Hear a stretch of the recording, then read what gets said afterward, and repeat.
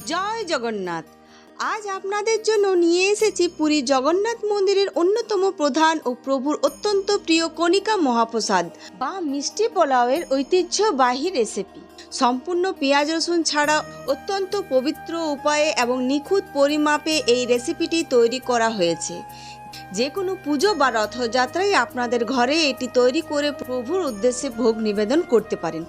পুরীর জগন্নাথ মন্দিরের 56 ভোগের মধ্যে প্রভু জগন্নাথের সব থেকে প্রিয় একটি মহাপ্রসাদ ঘরেই কিভাবে তৈরি করবেন জানেন?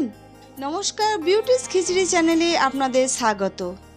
আজ আপনাদের সাথে শেয়ার করব অত্যন্ত সুস্বাদু এবং সুগন্ধি কণিকা বা মিষ্টি পোলাওয়ের আসল রেসিপি।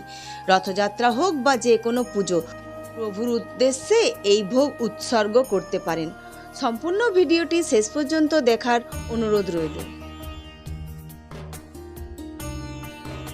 গোবিন্দভোগ বা বাসমতি চাল 2 কাপ, জল 3.5 কাপ। চাল যে কাপে মাপবেন সেই কাপে 3.5 কাপ জল।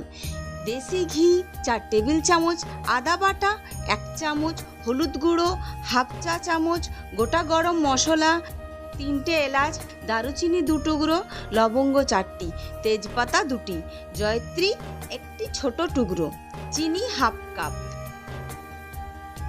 আপনার স্বাদ অনুযায়ী কিছুটা বাড়াতে বা কমাতে পারেন।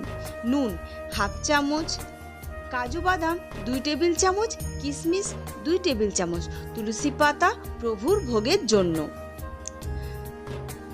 চাল ভালো করে ধুয়ে জল ঝরিয়ে একটি থালায় বা কাপড়ে 30 মিনিট ফ্যান বা বাতাসের নিচে শুকিয়ে নিন।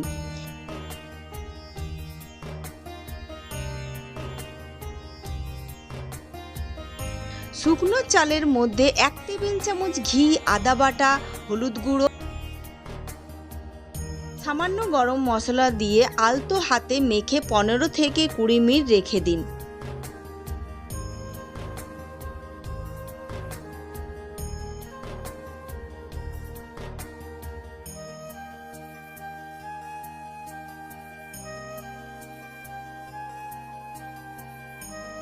কড়াইতে 2 টেবিল চামচ ঘি গরম করে কাজু ও কিশমিশ হালকা সোনালি করে ভেজে তুলে রাখুন।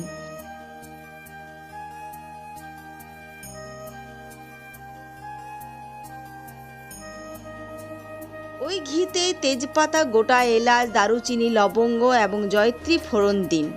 সুন্দর গন্ধ বেরোলে ম্যারিনেট করা চালটা দিয়ে মাঝারি আঁচে 3 থেকে 4 মিনিট হালকা করে ভেজে নিন।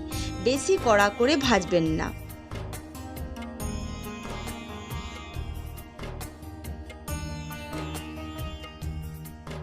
এবার মেপে রাখা 3.5 কাপ গরম জল কড়াইতে ঢেলে সাথে নুন ও চিনি দিয়ে ভালো করে মিশিয়ে নিন।